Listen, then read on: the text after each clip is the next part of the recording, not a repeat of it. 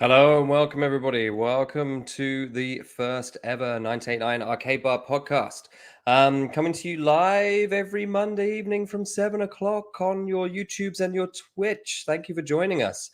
So I just thought I'd start with a little introduction about why we're doing this, why the heck we thought that we could do a retro game pop culture podcast when there's already a gazillion of them out there in the world. Well, it's something that's been sort of in the back recesses of my mind for years, is to do a podcast around the bar, not focused on the bar, but it's about like the kind of things we love and we bring to the bar. So our love of retro games, arcade games, pop culture, movies, all that kind of stuff. There's a lot of chit chat. There's a lot of fun chit chat that happens in the bar, and we figured that doing a podcast that sort of has that aspect and flavor to it would be a lot of fun. So that's why we're here and we're launching this. And we thought it'd be even more fun to do it live, because then if we cock up, people can see us and say hello. Hello, Retro Gamer 2478. Thank you. Hi, how you doing?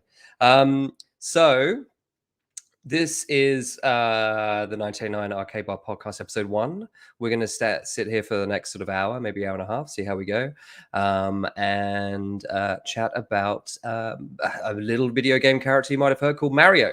But before I introduce you to my colleagues, to my co-hosts, I just want to do a little bit of shout out about what's going on at the bar and all that kind of stuff, because we've got some really cool stuff happening in February and a few months coming up. So very quick plugs. We'll get them out of the way at the beginning, and then we can just go on and get into the nuts and bolts of the podcast. So at the moment, we've got a few fun things coming up at the bar. We have an event called Coin Hop, which is our we put together a beer tasting evening with an arcade masterclass. And this month, on the February 20th, Sunday, we have Reckless Brewing, who are wonderful gypsy brewers in Sydney, coming in to treat us to beers.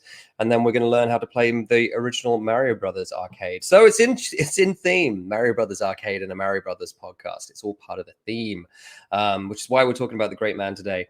And the masterclass will be held by Martin Taylor, who is going to be joining us on this podcast very soon. As soon as I get the guys in. So $40 gets you a ticket. You spend Sunday at the bar. Bar's all on free play. You can play as many games as you like. You get 4 beers from the Reckless Brewing crew.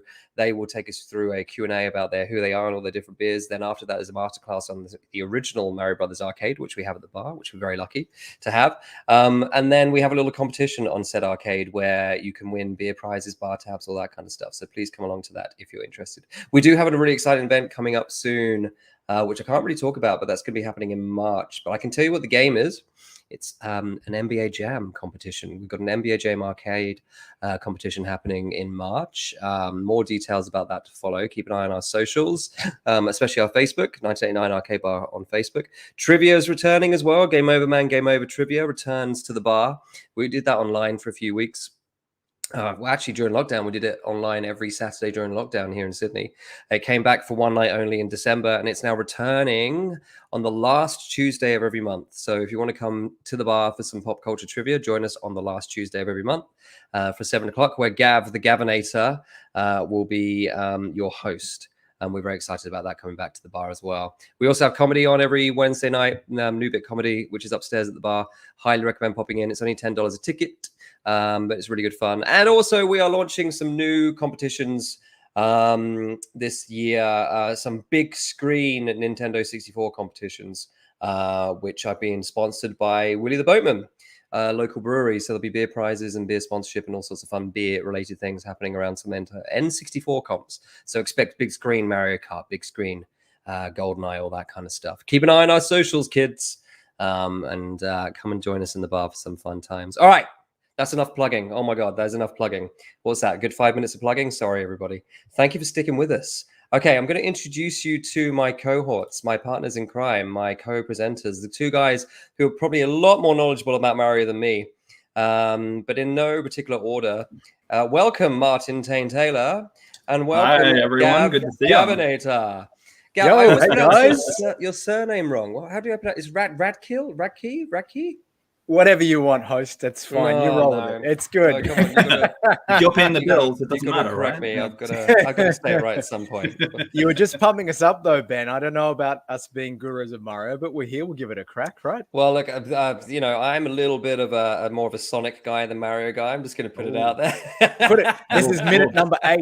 It's I know, it's- minute 8, and And Ben we're drops getting the into bombshell. it's Like, yeah. I do love Mario, don't get me wrong, but like I was a Sonic kid. I'm sorry, guys, but you know, I've grown to appreciate Mario the older I've gotten, and the more I've learned about him and all that kind of stuff. So Yeah. you know, Look, yeah. agreed. This is the thing. Like, I grew up on Sega. We were a Sega family and a late starting Sega family. But my experience with early console games, especially, very much Mario. So I'm little column A, little column B. About that. But you know, it's nice. He ages like a fine Italian plumbing wine. That's true. That's true. If Mario was going to be a wine, what kind of wine would he be? Would he? He'd have to be an Italian. So would he be a Montepulciano? Would he be? I don't know. Is Chianti Italian?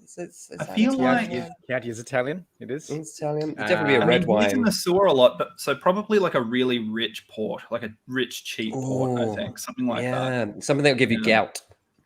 You know. Yeah, he strikes me as the kind of man who would suffer from gout, and I'm wondering, you know, Shigeru Miyamoto, when are you going to bring in the gout mechanic? It's going to happen eventually, right? Very true. It's got to. When he's just like running along and suddenly he's gout and just falls over. And he would have to be port too, Martin, because you know that he delights on day one, and then in was it 36th year, 37th year? No, 36th year. Still delights on day one of his 36th years. Tastes the same, just as good as it always did, right? The Alexa, Nintendo Alexa. And Nintendo Alexa, yeah, it's true. It's true. It's Mario. So hold on a second. We're going to get into this, but just skipping ahead a little bit. So yeah, 1981. So how old would he officially be? If he was 1981, he'll be 41.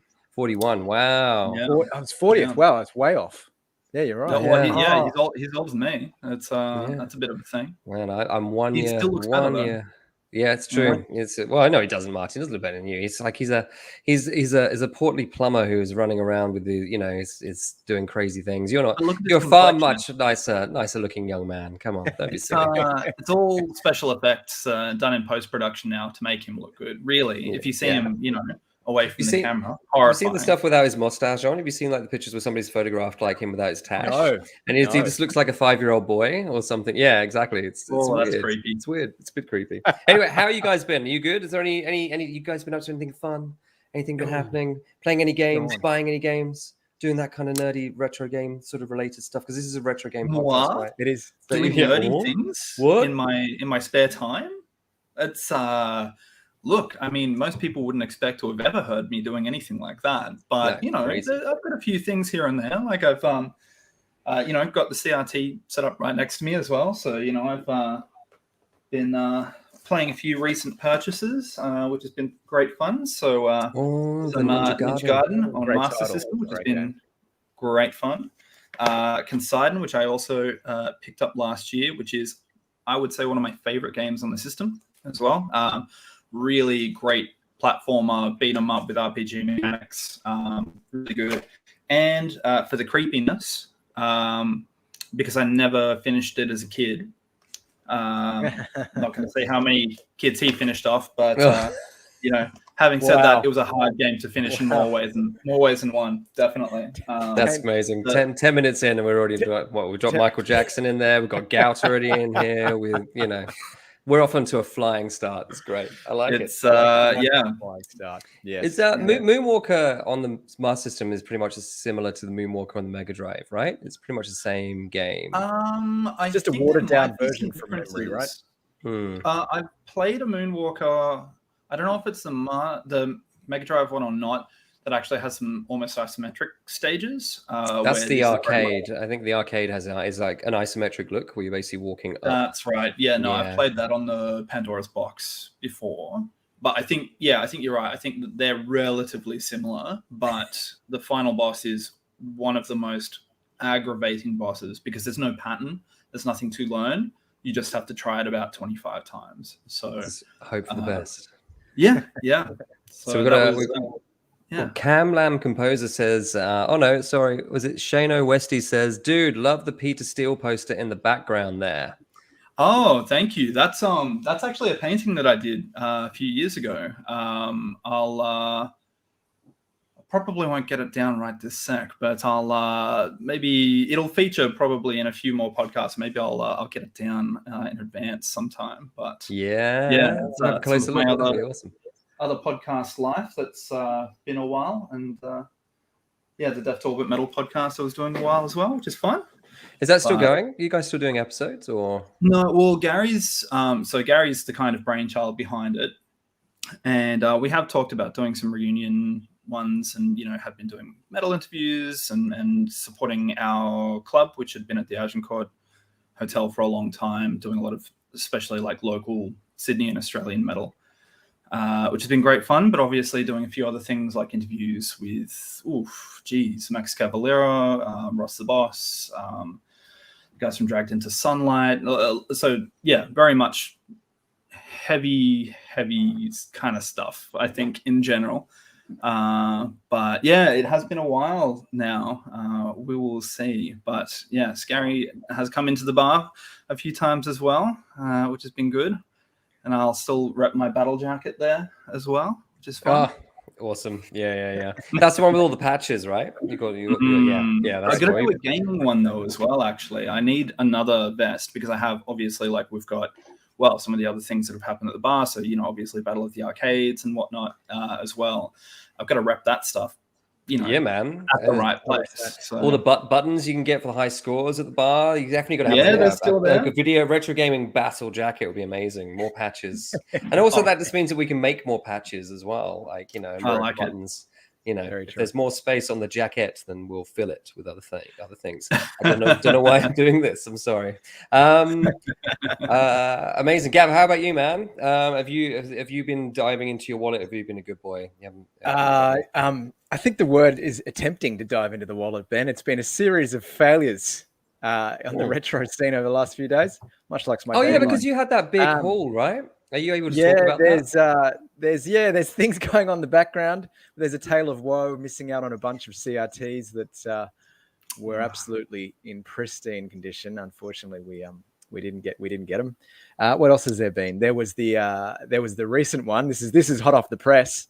There was around about $500 worth of GameCube games up, going for about $12, $14. Someone had them up there. Missed out on that one. Not surprised.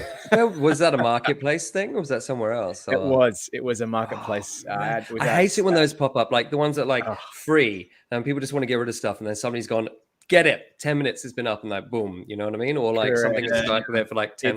There was an N60. No, there was a Xbox 360 went up in the Central Coast. It was up for $20 or tons of games, and somebody was got it. Wow. No. These people, they have quicker thumbs than we do, Ben. That's the it's because they just refresh. They spend every day refreshing, refresh. There it is, go.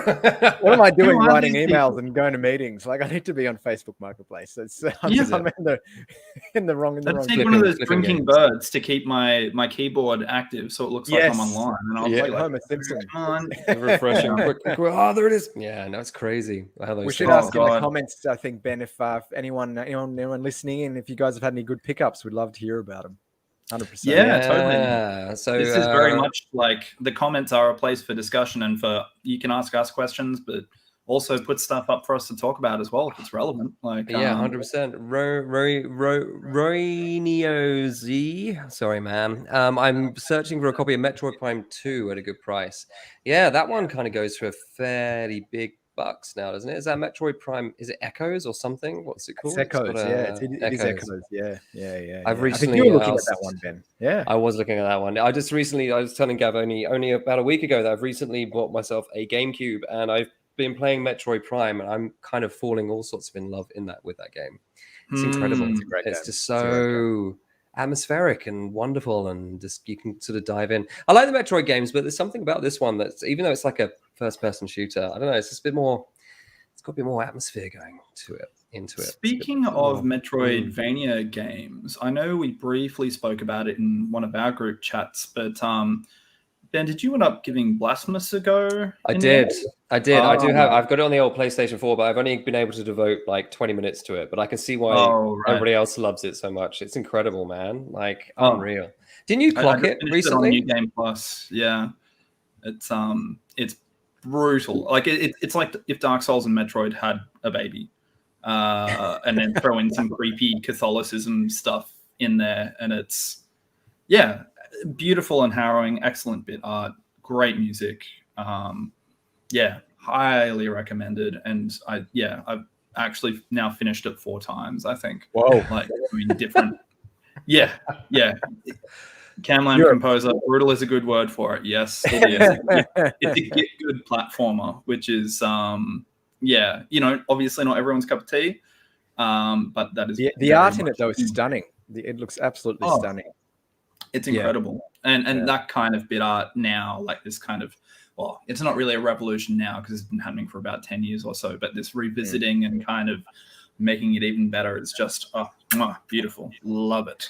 The playability on that's incredible as well. Like, I mean, in the 20 minutes I played, I died a couple of times, but it rewards you for kind of like going back and trying things out and level upping and just grinding away at it, but not in a super grindy way. It's because you have to go to is it the statues you go to get levels up, where you can power up your swords? Oh, the Mea Culpa, the sword. Yeah, so you've got to find those locations, and each one you find is an extra level, but each level has certain abilities it can unlock. So each level also means you're doing more damage, but some mentalists do runs where it's like, don't level it up, or, obviously your speed runs, your glitch runs. So very similar to Dark Souls in that sense. There's a lot of ways to play it.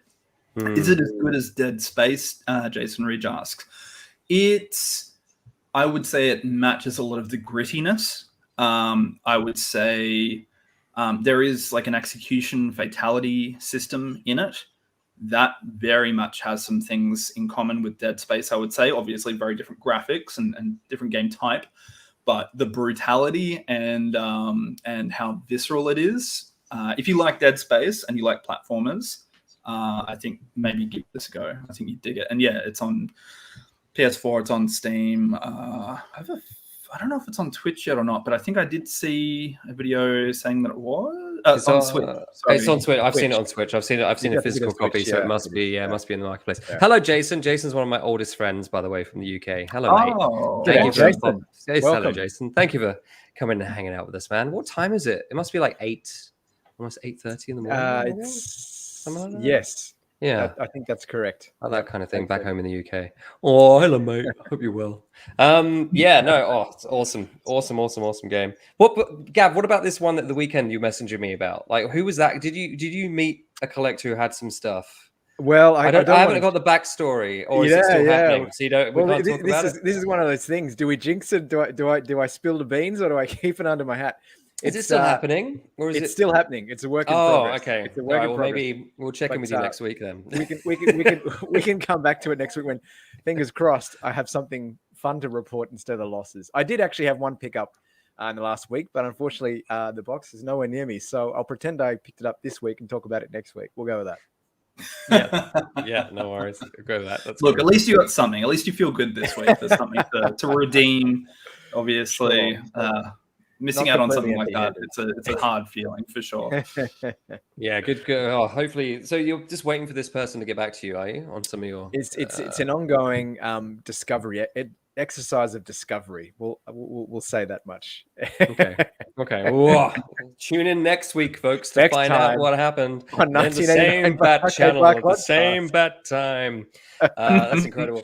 I have done a ridiculous amount of pickups, but unfortunately, because as the guys know, I had to kind of rush getting myself ready for this. I don't actually have them on hand, but I've just been going nuts with I've discovered my local CEX is really good for like Xbox and PlayStation 2 games, which is kind of unheard of for a CEX. Normally they're a bit sort of not great, but I've managed to get some really good stuff from those guys, like tons of stuff.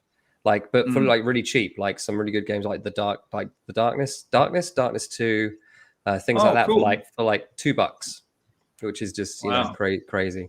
They had a couple of really good PlayStation 2 games as well, but I forgot what they are. But obviously with the GameCube, I've picked up most recently. I've picked up Rogue Squadron 2, which is called, what is it? It's Star Wars Rogue Squadron. It's called Rogue Leader, I think. Rogue Leader. Yeah, yes. And Resident Evil 0, which I played a little bit of the other day, and oh my god, I can't wait to just devote some time to that one because I love.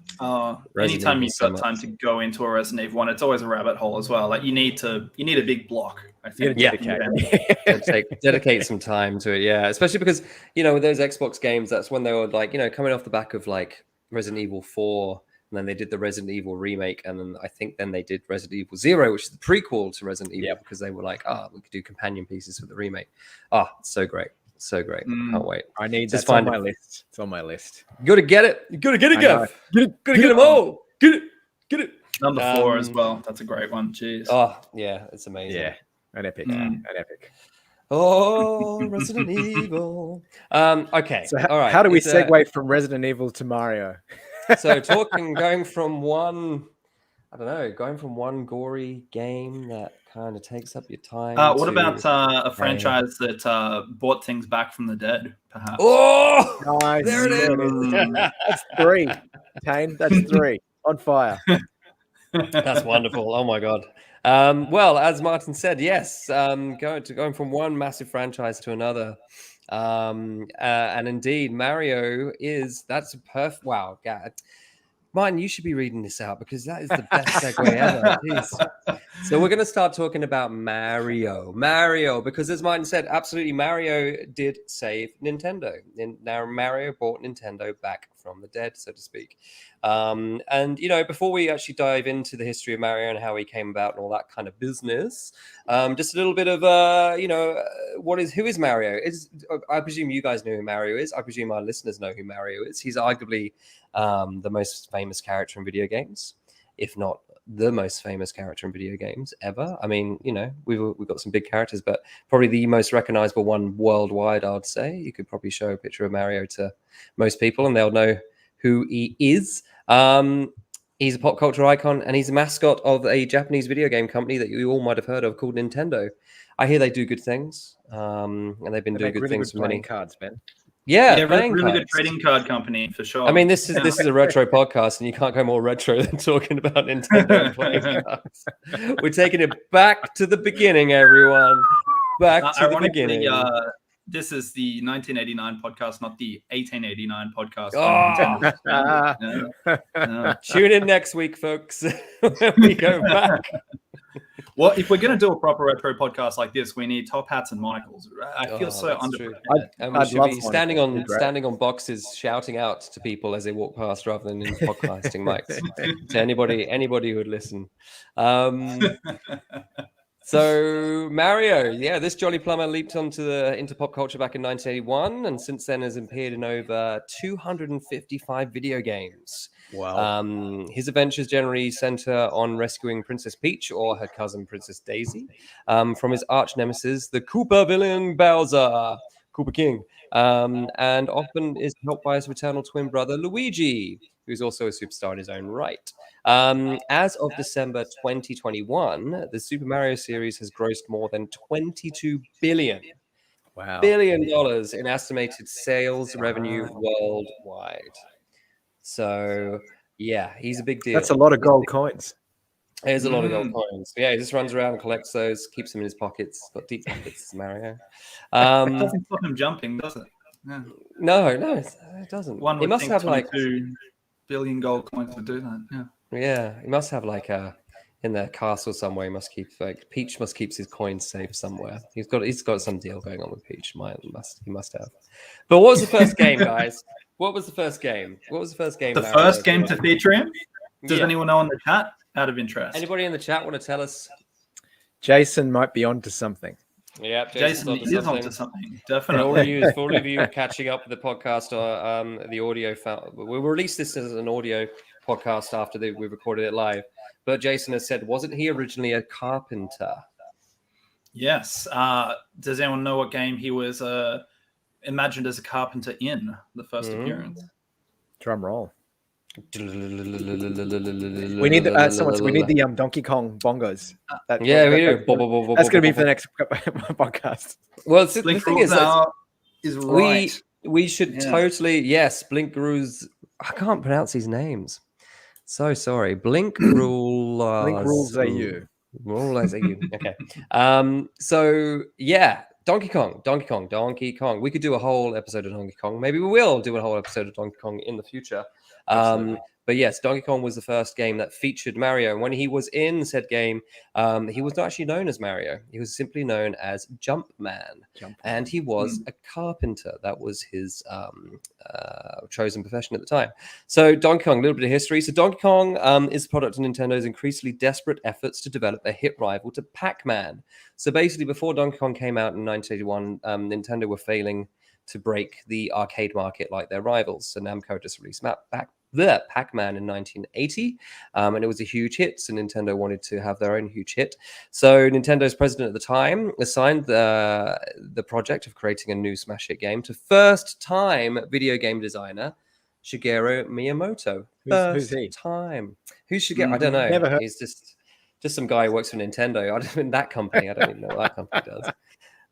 So as we know, Shigeru Miyamoto is now obviously video game royalty, video game legend, the man behind such great hits as obviously Donkey Kong, Mario franchise, Zelda, Star Wing, all those great games that we grew up with. I guess Star Wing's a little bit of a random one. I still like Star Wing or Star Fox. I think it's a fabulous game.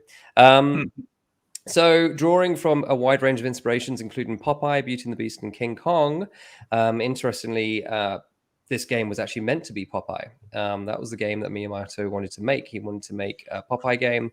They couldn't get the rights. They'd already started making it. So they just basically flipped it and turned it into Donkey Kong. And I guess you kind of see that with Bluto being Donkey Kong, Olive being damsel in distress, and Popeye obviously being the hero. So the basic ingredients are there, but obviously the characters were changed. So Miyamoto developed the scenario and designed the game alongside chief engineer Gunpei Yokio. Martin. Martin should be reading this. Why am I even Martin, please correct me every time I say something wrong. And everybody at home, if you're drinking, have a drink. Drinking game. They broke new ground. You're in a samurai movie, Ben. That's the key to correct pronunciation. That's how true. Is it the coolest? That's I don't know if I have maybe like some kind of kimono and sword set up, but I'll get one organized for you for next time. It'll be all next good. time on the 99 podcast. Martin will be cultural appropriation.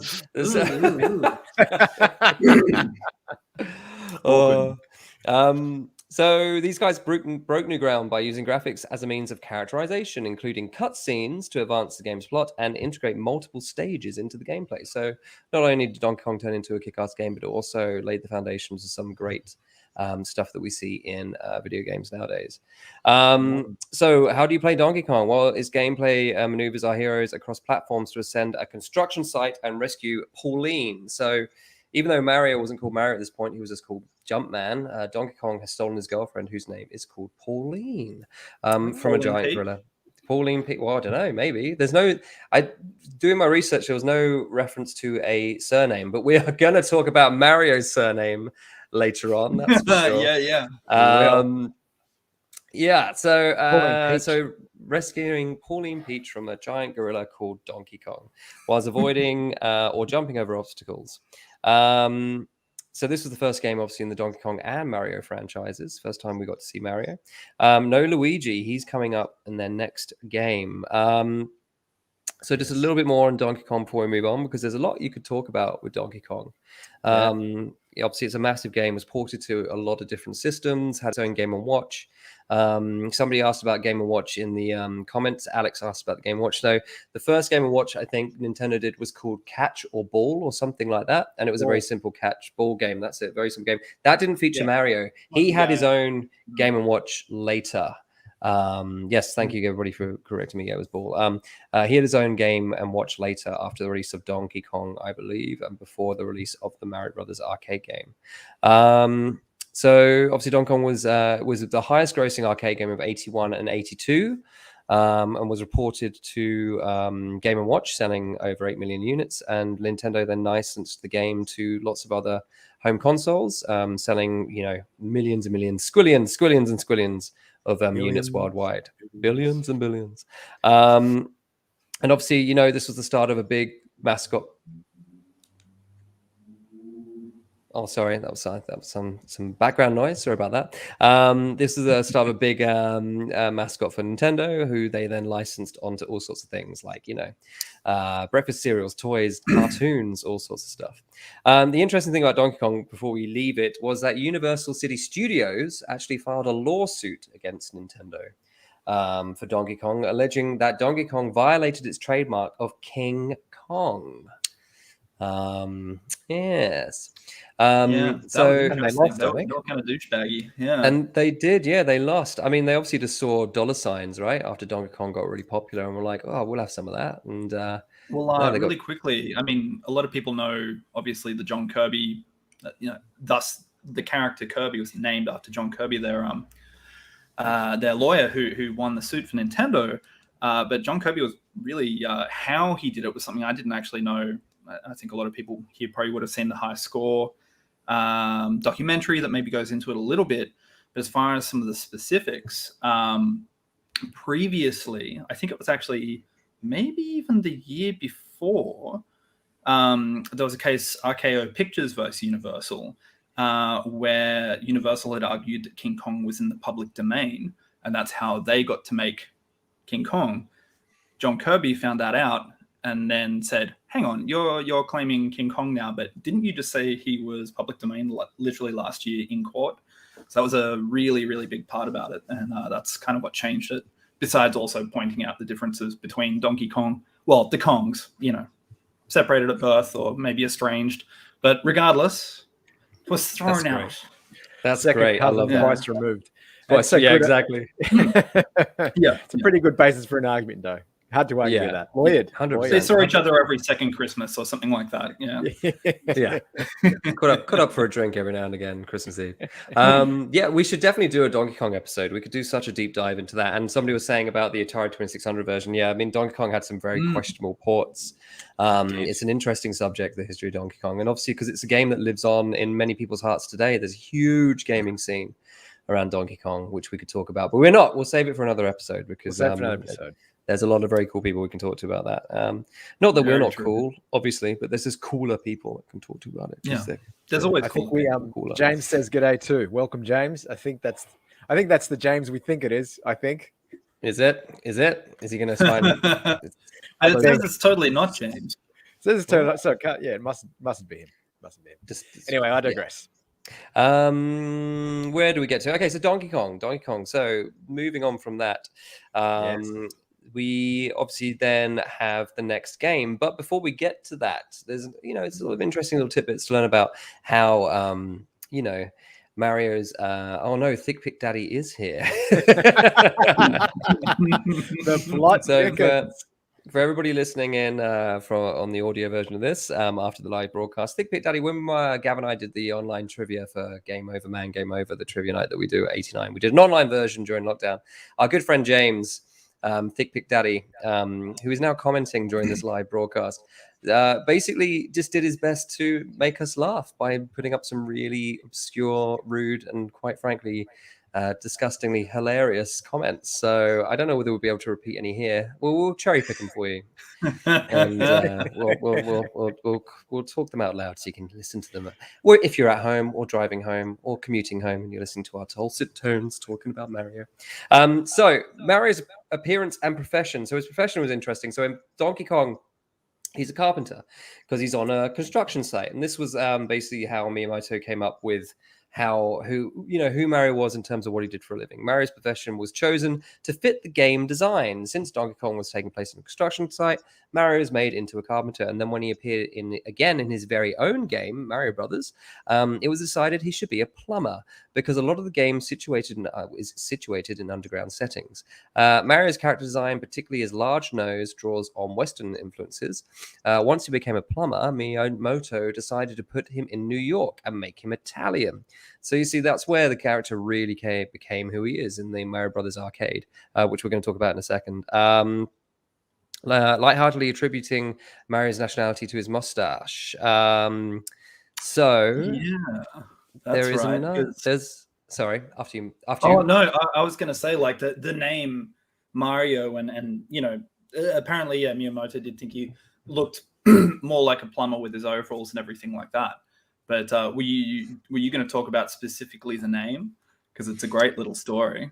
Oh, yeah. Well, how they got his name? Where the inspiration behind it? I'll let you tell that story, Martin. Let's do it. Well, I mean, it's only really quick, and it is rumored. I don't know if anyone's really, no one stepped forward to say this, but apparently some Nintendo staff were sort of busy talking and whatnot, and this Italian-American landlord, their landlord, burst in demanding the rent while they were talking. His name was Mario Segale. He was an Italian-American guy. He was big and boisterous and whatever, and quite a personality. And they were sort of wouldn't it be funny if, kind of thing? And it just kind of went from there. Apparently, that is the story from what I've. Do you reckon he came in and went, "Hey, it's me, Mario. Where is my rent? Where your rent? Oh my God. I kick you out. I do wonder, did he do it in a funny way or a scary way? Because scary Mario demanding money. I don't know. In a dark alley with bloodshot eyes. Gets his power box out and just it's like a metal chair, in wrestling. Twirling his mustache and being like, "Hey, you got my rent." Well, it'd be quite humorous seeing him walk into a room, eat some mushrooms, and then all of a sudden grow to 9 feet tall, right? Eat mushrooms, get big, psych out. That reminds me of a few people that I know who would make excellent video game characters. Oh my word! It'll be set in the Blue Mountains. There might be a tip involved. Who knows? It'd be weird, but I mean, it's amazing that he still gets away with the fact that he basically trips out on mushrooms and gets bigger in his games. And I know nobody's kind of no parent is kind of gone, I'm not quite sure Mario is good for children because he just wigs out on mushrooms in these games. I'm not quite sure this is safe for my kids. Mushrooms and various other plants. Yeah, exactly. The power. I think the PTA had their hands full with Mortal Kombat and whatnot. They just kind of let Mario skim underneath. Yeah, Mario was like, "Oh, nothing to see here. It's fine." Well, look, it's interesting. So Mario's look, obviously inspired later on by his profession, due to the graphical limitations of arcade hardware at the time. Miyamoto clothed the character in red overalls and a blue t-shirt to contrast against each other and the background. A red cap was added to let Miyamoto avoid drawing the character's hairstyle, forehead, and eyebrows, as well as to circumvent the issue of animating his hair as he jumped. To give distinctively human features with the limited graphical capabilities, Miyamoto drew a large nose and a mustache, which avoided the need to draw a mouth or facial expressions. They're all. Gav, where have you gone? Where have you gone? There you are. There we are. I can see it. It's the original colors, right? Sorry, this is not too good for a podcast, I know. Yeah. But this is, I'm holding up what is it? It's original Mario amiibo, in a box. But it was a brown, really, wasn't it? Yeah, it was kind of because with Nintendo's limitations, the NES, and also arcades, 3 color palette essentially. So he was skin color. Brown, skin color, red, and poo brown. We'll go with that. That's it. To poo brown. It's a hit. I mean, he's the plumber. Enjoy, kids. Enjoy, kids. Over the time, Mario's appearance has become more defined. He's got blue eyes, he wears white gloves, brown shoes, and has a red M in a white circle on the front of his hat. And gold buttons on his overalls have been added. The colors of his shirt and overalls were also reversed from a blue shirt with red overalls to a red shirt with blue overalls. Miyamoto attributed this process to different development teams and artists for each game, as well as his advances in technology. So there you go, man. It's a lot of the history of these old games and these characters is based on, especially really old ones. What's this comment? Alex Hawkins, Chubby Gristle, a 1988 game for the ZX Spectrum that had you playing as a fat parking attendant collecting food was based on an annoying parking attendant that was constantly bugging the developers. Oh, that is God, awesome. This looks amazing. Excellent. Are you Googling it right now? Yeah. Just checking eBay, Ben. Hold on a minute. What are you bidding on? What are you bidding on? No. I'm Chubby Gristle. I'm going for it. Why not? Have you got a ZX Spectrum? I need to find myself a ZX Spectrum first, maybe. Dav's just looking below the table to check on his Chubby Gristle. It's okay. Is it all right? Is it safe? Very good. Yeah, good work. Good work. So yeah, it's interesting, like how a lot of these original games, like from back in the day, like in the 80s, arcades, like the characters were born from the hardware limitations, like the look and the feel, that kind of stuff. It's very cool that limitations are always a good source of creative inspiration as well. So yeah, that's pretty cool. So moving on. So basically, exactly. Moving on from Donkey Kong and all that kind of business, they released the Mario Brothers arcade in, I didn't put down what year it was released. Martin, what year was the Mario Brothers? 83. So 1989 is blessed with having an original Donkey Kong arcade and also an original Mario Brothers wide-bodied Nintendo arcade. Both are very sought after and hard to get. We're very lucky to have them. We love them to pieces. Mario Brothers was a new addition just after this lockdown, so we got it late last year. And Martin has been smashing it ever since it came onto the floor. So for all of you that don't know, Martin is a bit of a whiz at these old video games. He's magic fingers. He's got magic fingers. He's good at the magical fingering of the games.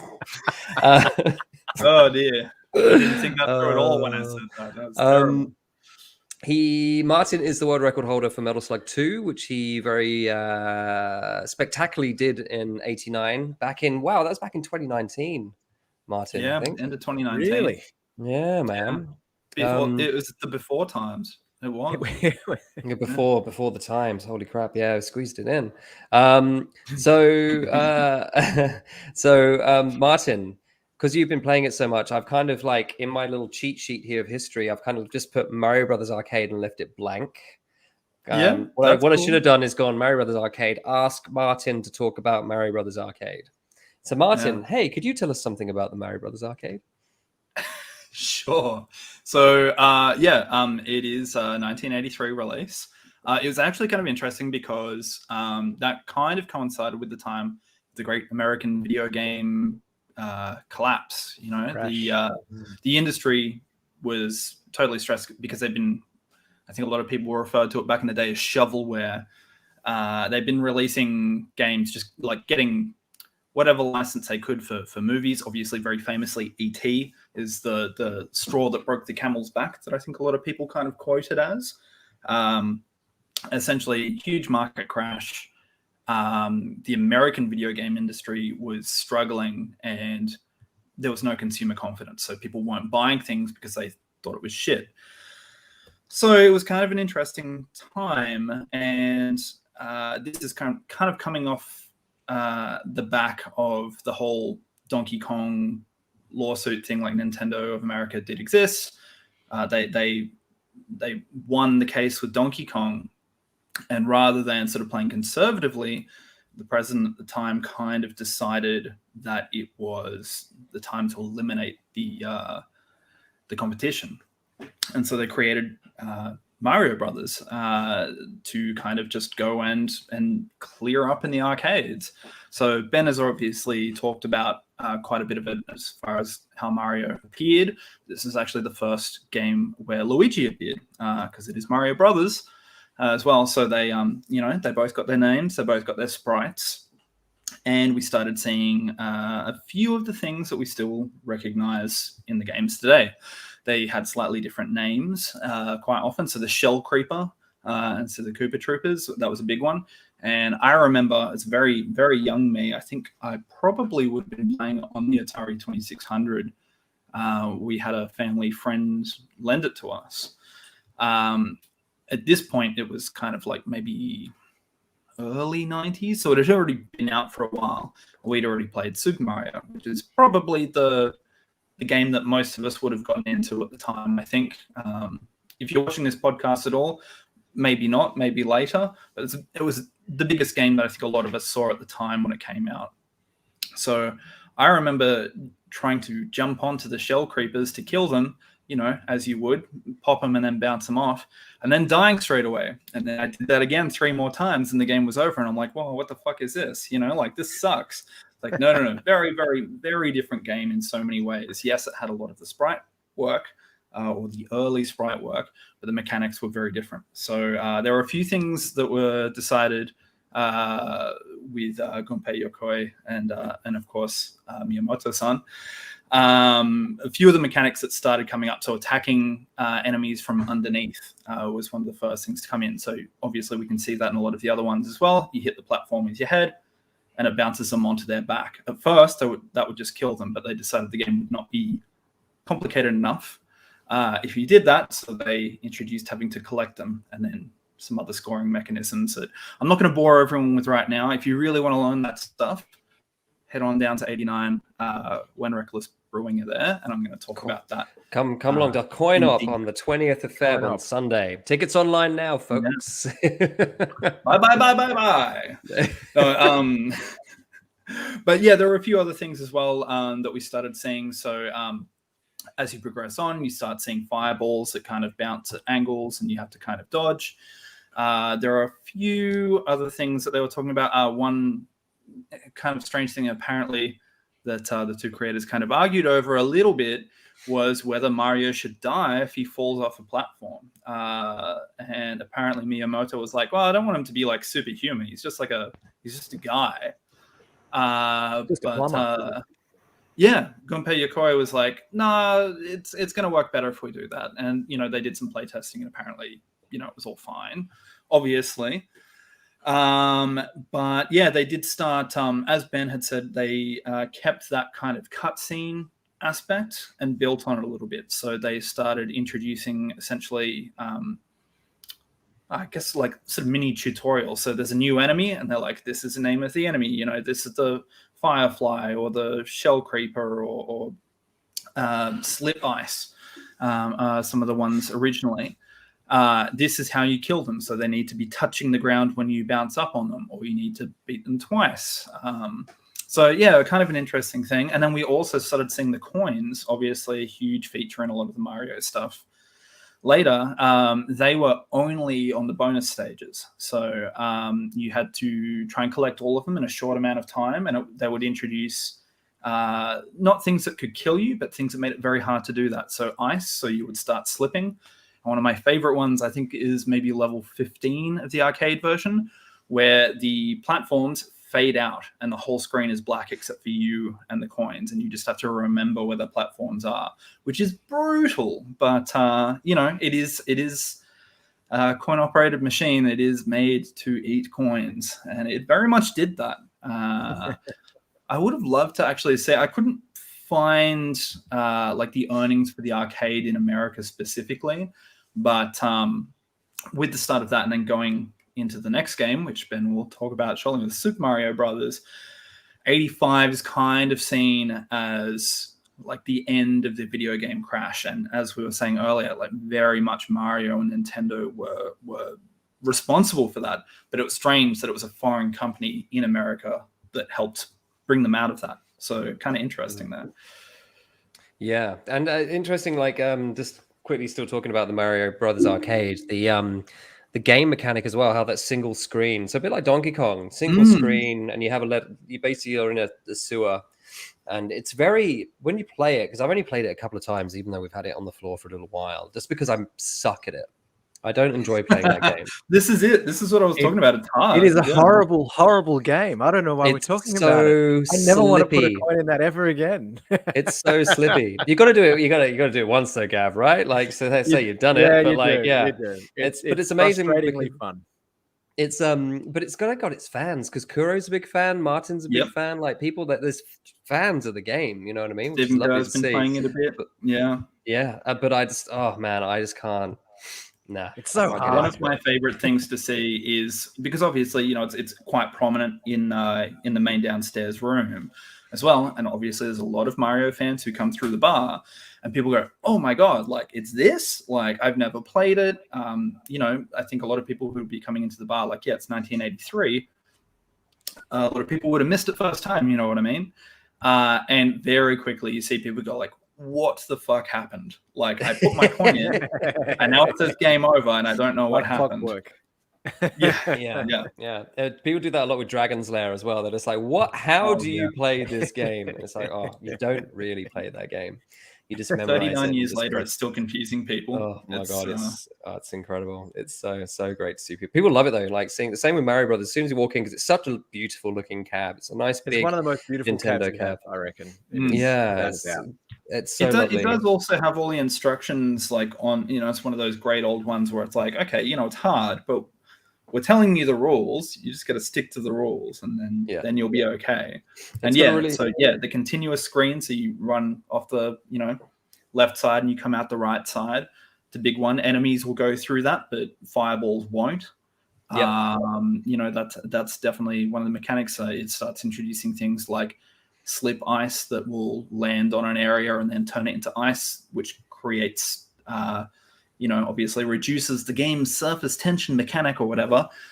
Makes it a lot harder. There's not much surface mechanic in that game. You slide anyway. Like it just makes it less slidey. It's the momentum mechanic in that is, that's also something that kind of went into the next games as well. Like it's a big part of jumping mechanics.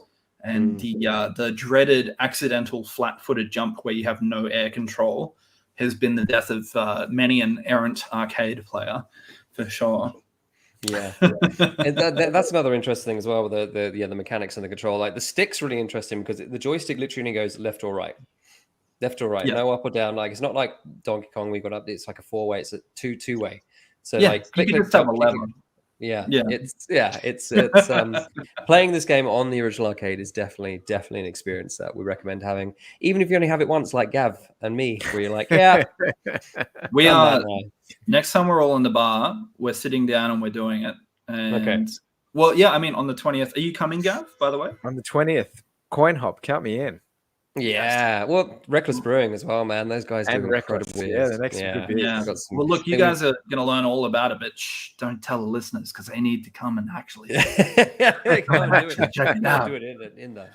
Learn it live. Well, so there we go. We got the beginning of Mario. Very much. I forgot to mention. Obviously, Donkey Kong being the huge hit it is, did save Nintendo. Like we said at the beginning, like Nintendo were in trouble, and they just plucked Donkey Kong out the air. And not only did they have a hit arcade game, but they also launched 2 mega franchises that were still running to this day. Mario having his second game in the arcades. Obviously, he had a few more games that we won't go into in greater detail in the arcades. Obviously, there was 2 sequels to Donkey Kong. There was Donkey Kong Jr. and Donkey Kong 3. Now, very quickly, though, there is an interesting thing about Donkey Kong Jr. that's fun to talk about when it comes to Mario, and that is that he was the villain. In Donkey Kong game where he was the villain, only game where Mario was the bad guy. So this was a direct sequel to Donkey Kong in the arcades. Fed up with Donkey Kong's kidnapping ways, Mario puts him in a cage. Little did he know that Donkey Kong Jr. would come to save his daddy. Players navigate the small ape through various levels until they save Donkey Kong. So you got Mario basically doing the same thing that Donkey Kong did in the first game with Pauline. Basically, he's at the top of the screen, but instead of having Pauline, you got Donkey Kong in a cage, and Mario just being a git, just throwing stuff at Donkey Kong Jr., the little ape boy, who's just trying to save his dad. Kong's getting revenge, right? That's what it is. Violence doesn't solve violence, Mario. This is it. Yeah. And interestingly, I don't know if this was in the game, but certainly in the artwork that's on the side of the cabinet, the Japanese gaming company Nintendo gave him a slight redesign, Mario. They gave him a larger nose and a jutting chin and a curly mustache like a villain. Yeah. So the one time, I think this was actually, probably a little bit of an inspiration that was brought into Wario later on as well. I was going to say, it sounds like we're the beginnings of Wario. Yeah. So it's a nifty little bit of trivia there about Mario in his arcade. But really, if we're all going to talk about Mario, let's talk about the game consoles, the console games, because that's probably where we all were first introduced to Mario. But very quickly, before we start talking about that, let's just have a look at just the breadth of games that Mario was in. So these are sort of rough figures, but I've only plucked some of them out here. I can do it quickly, yeah. So because Mario obviously he also cameos in a lot of games. He doesn't just have The Dr. Onish's Psychosis Lab is talking about Arcade Club in the UK. Sorry, just very quickly, guys. I am from the UK. I'm English. Hello. I've been to Arcade Club. I actually did an interview with Andy, which you can watch on our YouTube channel. It's a really in-depth interview with Andy about Arcade Club in the UK, which is the largest retro arcade in Europe. And if you're in the UK or ever visit, I highly recommend going. It's incredible. We have got 39 arcades, 89.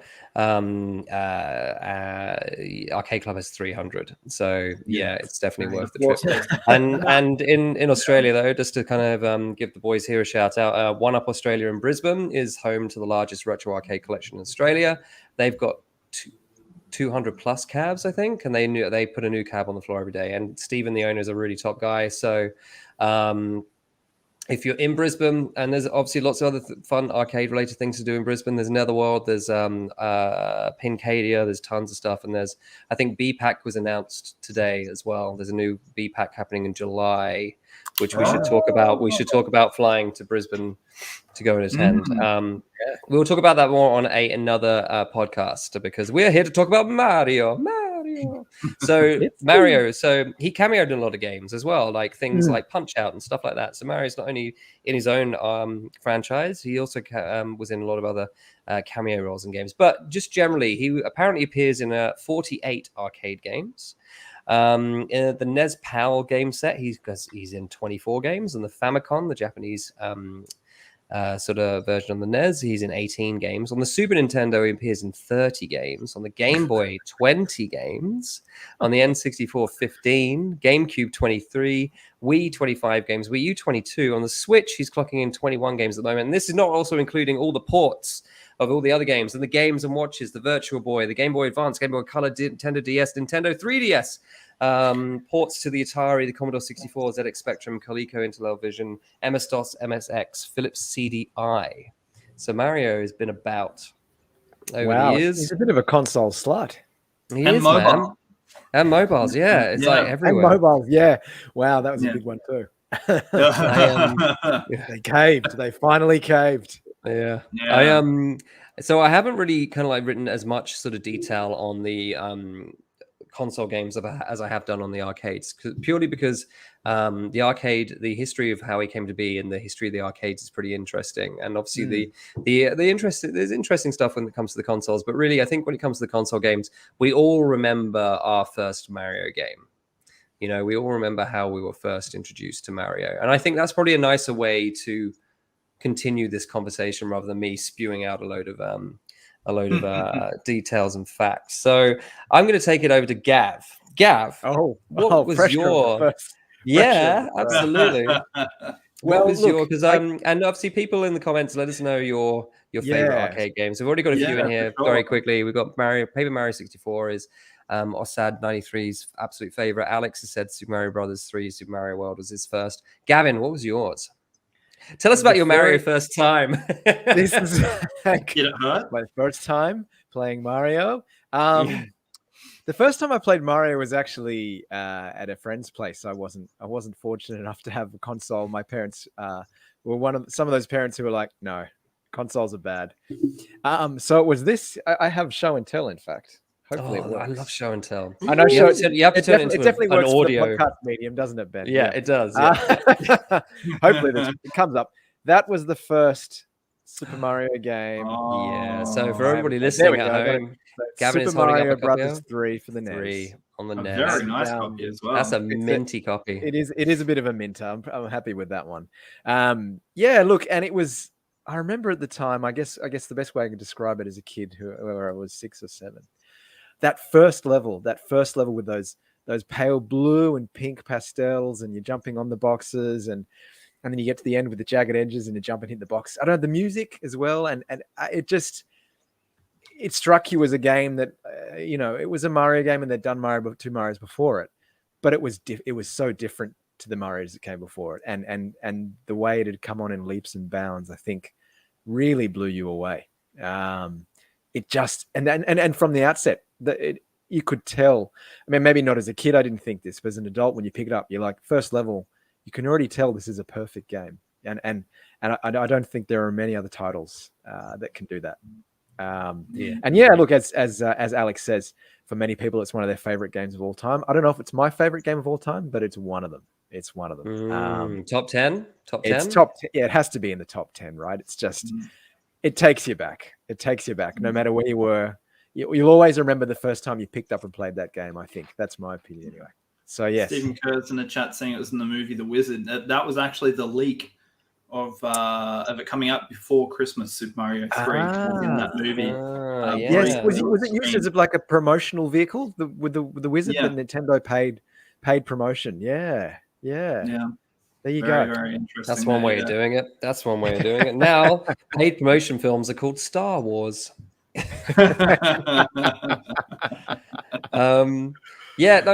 also interesting thing about Super Mario 3 on the NES is that it's still voted as the greatest Mario game of all time. I think when you Google those lists, it's still known as the greatest Mario game, and I think quite right too. It's hey, look, it wasn't my one. It's not particularly my favorite, but I still appreciate what a freaking great game it is, and it really shows off how much fun the NES is in terms of a gaming system. Like pick up and play value on that is incredible, and it looks great. And it's fun. It is, and it was great to see them actually. I think they were pushing to the NES to its full potential as well with that game, right? In terms of the hardware. So, yeah, that will go with Mario 3. Mario 3. Martin? My first? Your first. It was Super Mario Brothers. So the original console on the NES, not obviously the Super Famicom. And much like Gav, I think our first console was an Atari 7800 in 1992, I want to say. And yeah, so it was cousins' places, family friends' places, little snippets of practice and a taste of wanting to get further each time while waiting my turn, learning and watching people. And it's very much that kind of game, you can cheer people on. It's still a bit of a, like crowd pleaser. Like you get excited. There's obviously the Koji Kondo music really encourages you as well. It's a big part of it. And that was the first game that his music appeared in it. And ever since it has been that music. So that was my first. Didn't get to finish it for a very, very, very long time. Probably in my teens at some point, like very, very high, still at someone else's house because I still didn't own one. But it felt good. Man, it gets hard. It gets hard pretty quick too, especially if you use the warp zones. Oh yeah, totally. Because then you're totally unprepared. You're like, I found a secret. Oh, I wish I didn't find the secret. Yeah. Didn't need that. Yeah. What about you, Ben? It's interesting. Sorry, I was just riffing on what you said. Like the first one you completed. I've only ever completed one Mario game, and that is Super Mario Odyssey that came out on the Switch back in 2017. Which is not my first time I played a Mario game, but like it's the only Mario game I've finished. There it is, Super Mario Odyssey, and it's incredible. I love that game. I got so drawn into that. It's such a wonderful game, so much fun. My first time playing Mario was actually Super Mario Land on the Game Boy. That was the first time I ever played, and there everybody listening. Here's one I prepared earlier. Gavin is showing the boxes of games that we say. I wonder if we say any random game, Gav can hold up a box of it. We should don't test me. Don't test me. Oh. That's a really nice copy as well. Gavin's holding up a mint copy of the Game Boy game Super Mario Land. Look, I'll say this to you, Ben. This was when I was finally allowed a console. The Game Boy was the first console, and this was the very first game that I was, that I got with it. So, is that the one? Is that the copy? Believe it or not, it's not. The copy is lost somewhere. It's around. I know I've got it. I just can't find it. But I hear you on Super Mario Land. Yeah, what a great game. What a great game. It was a really weird way that I got to play it as well. My dad used to work for an animation company, and they used to do a lot of advertising. And the company did a advert for the Game Boy, so they had like a couple of spare Game Boys kicking around. And this was back in 1989 when Super Mario Land was released. And I just was in the office, and there was just a Game Boy there. So obviously, I was like, I think I was 11, so I just got to play Super Mario Land on it, and just blew my mind. Like that is still actually there's a lot of great Mario games on the consoles, which we'll go through in a sort of we'll fire through them. But yeah, I still really like Super Mario Land just for gameplay, simplicity, just the pure joy of playing it. You know what I mean? For me, it's still one of the most playable 2D versions. I mean, obviously the NES games I think NES games will be always ingrained in people's minds as like, the Marios from back in the day. If you're talking about the old school Marios. Because, Super Mario Land came out in 89, Mario Brothers 3 came out in 88, a whole year before. So, it's, there was a huge issue there between the Japanese release. Because America still had Mario Brothers 2, but that was a reskinned other game because Super Mario Brothers 2 was too hard. It was decided it was too hard for an American audience by Nintendo America, so they refused to release it. Do you know the game that was reskinned from? I got it in front of me. Doki Doki Panic.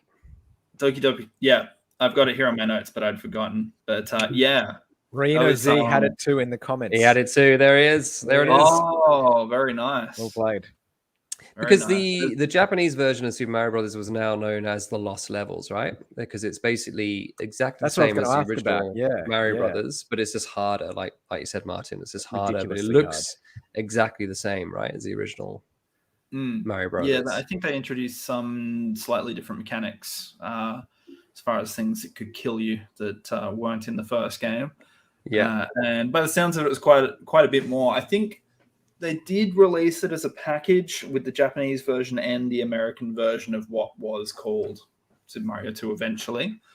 The Doki Doki Panic one. But I'm pretty sure whenever that came out, it was like, I'll just play the ones that I don't suck at. Which probably most of us did. Yeah, the death mushrooms, exactly, Alex Hawkins. That's not the death mushrooms. About. No. Yeah. They were brutal. Yeah. Back to Super Mario Land, I think, and maybe someone in the comments can correct me, or maybe you guys can, but there was a bit of controversy around what it was supposed to be on the Game Boy and what it ended up being. Because I think originally it was meant to be very similar to the original Mario Brothers game. And for whatever reason, if it was a hardware limitation or something else, something to do with the game design or something in the process, they ended up not doing it. And we ended up, with the game that we have today. Does anyone know anything about that? I remember reading that. It's just come to me. I don't know where it's come from. Because, I mean, it is, in terms as Mario games go, especially for that time and what had come before it, it's still quite unique. I don't know of another Mario game where the one-ups are hearts and not, actually, what are they? Right. The green mushroom. Yeah, green mushroom. Yeah, there are no green mushrooms obviously in Game Boy. It's hearts, I guess. Yeah, the color I remember that. And even I think there's even the glitch, or it's not a glitch. If you get you hit a block, a fire flower comes up, but then you get reduced to a little Mario. You pick up the fire flower, and you only become bigger. You don't become a fire Mario. So it only pops you up, one power up. Things like that, and even the ending at the end of each level, right? How you have to go up the ladder and jump on the platforms to get that, right? Obviously, it's a copy of the flag, tried to at least, right? But I can't think of another Mario game that has that exactly. They all have similar mechanisms, but not exactly the same as that, where you have two entrances, and if you fail, you get nothing. But if you hit it to the top, and then it's still a game to try and, if you get to the top, you have to hit the right ladder as well to get the right number of. That's three lives, 2 lives, 1 life. So it's a great game, but a very, very unique Mario game, and stands up today pretty well, I reckon. It's still not easy. No, I never finished it on the Game Boy. It was way too hard. And Roy Neo Z says in the comments, Mario Land also has shoot 'em up levels. That's right. There's a level in a submarine, wasn't it? The shooting levels. There is. You're right. You can see it. It's on the cover art. He's there. Is it right there? Oh, that's probably about. There you go. Yeah, there we go. Yeah, it does. He's in a submarine. Was that the first time we saw him in a water vehicle? Probably. Yeah, because he swims in all the NES games, doesn't he? But he doesn't actually get into. He doesn't do any vehicle-y things. So yeah. Oh man, it's such a great game. I mean, so I loved that, and I didn't actually play the NES versions until years later when I went around my mate's house, and then years and years later when I finally started collecting the NES, and I fell down into that rabbit hole. Oh my God. We're definitely going to do an episode dedicated to the Nintendo Entertainment System. We've got to, and that might be like a 3-hour marathon because I'm in all sorts of love with that system. My collection is, well, Gav You'll saw be my the one with all the recently. boxes in that one, Ben. Trust me. Too many. But that would yeah, be a fun little thing to do for sure. Like, and especially, obviously asking people in the comments as well. And I'm sure there's a lot of avid collectors and people with some interesting things sitting around. For sure. Yeah. All the extra bits and bobs you can get for the NES. You're right, man. From the Power Glove to all sorts of like the Rob the Robot, like loads of stuff. It's great. Well, I mean, do we have any that behind the bar now as well, which is great. Sorry, say it again. Oh, sorry. I was just saying, like behind the bar, obviously there's the Power Glove and the bazooka, and there's a few of the amazing little bits of hardware there. Little things. I really want to get an Advance. The controller for the Nintendo, like the stick controller, like the arcade stick controller. I think it was called the Advantage, the NES Advantage. The Advantage. That's right. what I would love one of those. Oh my word. Yeah. Okay. Well, we'll do it. We'll do a NES episode. It'll be an epic undertaking. We'll definitely have to drink beer during that one, but that'll be super fun. Actually, that reminds me. We need. We don't know that we need. It'd be nice to sort of get ideas for episodes through the comments as well. Everybody who's tuned in for our first ever show, thank you. We apparently got 17 people watching us right now, which is wonderful. Thank you for joining us, everyone. We're going to do this every Monday, and the episodes are going to vary, and people who want to sit down and talk about stuff's going to vary as well over the weeks. But if there's any particular thing that you think might be fun for us to sit here and yak on about, then let us know in the comments. We'll be very happy to yakety yak every Monday about different things. So absolutely. Do we have any honorable mentions for other games? So I think if we're going to quickly whiz through, I've basically made a list of the in order of release dates, just on the sort of more the older consoles, because when we get into like things like the from the GameCube onwards, then you got things like you get a lot of remakes and a lot of all the 3D stuff's really fun, but it's stuff that I didn't really play. Like, I know Mario Galaxy is a popular one, Super Mario Sunshine, all that kind of stuff, and Paper Mario. I mean, I think in terms of like the fact that Mario is such a big tour de force for Nintendo, it was amazing that he, jumping ahead a little bit, his transition from 2D to 3D, and how that has actually been a success story and not an absolute failure like it has been on other characters. Like, you could argue that Sonic's got some good-ish kind of 3D games. I don't know if anybody can really say that there's a lot of 3D Sonic games that they're absolutely in love with. But when Super Mario 64 was released, I mean, that was just mind-blowing. It was a game changer, wasn't it? Yeah. The N64 Mario? Yep. Mario 64. Yeah. 1996, he came out in the N64. And we all get that big 3D face going, "It's me, Mario." And that also, coincidentally, is a point where we can actually talk about Charles Martinet. Yeah. Who has been voicing Mario since 1992. So this guy apparently he came into the audition for the role, but the directors were preparing to close. He came in late. They were already packing up when he arrived. He was prompted with an Italian plumber from Brooklyn. And that was kind of the direction he was given. So he immediately thought of a stereotypical Italian-American accent with a voice similar to that of a mobster. He then assumed the voice would be too harsh for children, so he planned on using a voice of an older figure. However, according to Martinet, is that how you say his surname? I always get it wrong. Martinet. I'm pretty sure it's Martinet. Yeah. Martinet. Yeah.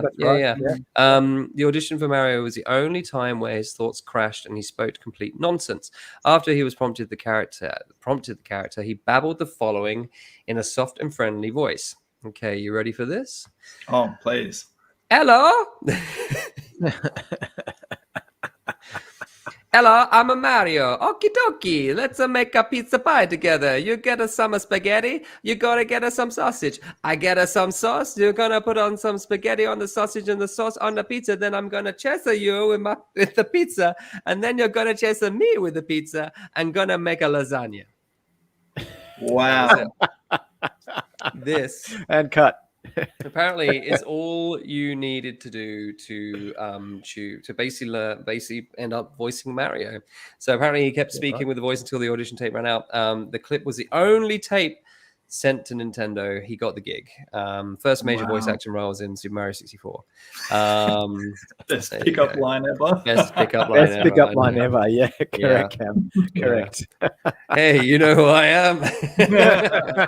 I'm the guy who brings joy to millions of children around the world. I want to see him do it in the mobster voice. I want to see him do all that in the mobster voice. Oh my god, can you imagine? It's a me, Mario. More threatening. So interestingly, Chris Pratt impersonation, right? Oh my god! I mean, that's an interesting thing. Like, what is he? Because obviously he can't do the Italian accent, right? There's no way. What's it going to be? Yeah. What's it gonna be? I don't know. I guess it's just going to be like the Lego movie, right? They'll somehow try and make it so that he's an American Italian, and that's going to be Mario relaunched or something. I have no idea. But maybe very quickly, just like the '93 movie, right? Oh man, but I still we didn't get there. Bobby Hoskins, so good. I still have a sort of a warm spot for that in my heart, the Mario Brothers movie, because I was a kid when it came out and I really enjoyed it. It was fun. It was out there. They tried to do something different. You know what I mean? Like if you compare that to the new Tomb Raider movie, which was basically a carbon copy of the 2013 remake game, and failed miserably because you just don't need to see. I mean, the Uncharted film looks like it might be interesting, but nobody has gone out there as much as they did with the Mario Brothers movie. And like when you read what the original concept was, which was to be, this whole world that was it a de-evolved world or something? Like it was something where they all tiny brains. I remember something. I actually meant to rewatch it before doing the podcast. I kind of ran out of time, unfortunately, but I do plan on watching it this week if I get the chance. So there's a load of really cool history about what the idea was, and the concept was actually really good. And apparently the directors got screwed over by the studio, as always. The stories go yada yada yada, but like hats off to it for like doing something different with the IP, and and the Koopas they were creepy. I remember being creeped out as a child. I was like, oh, God, weird. But Bob Hoskins though as Mario, like, come on, like if there was ever going to be perfect casting in the world, then good old Bob Hoskins, it's me, Mario. Like, so good. But I've come to clear your blockage. All right, love. So the Guinness World Book of Records, basically Charles is he is in the Guinness Book of World Records for the most roles performed with the same character. Hold on. So basically he's been the character, I think, for over 30 years now or something. What did I say? 94?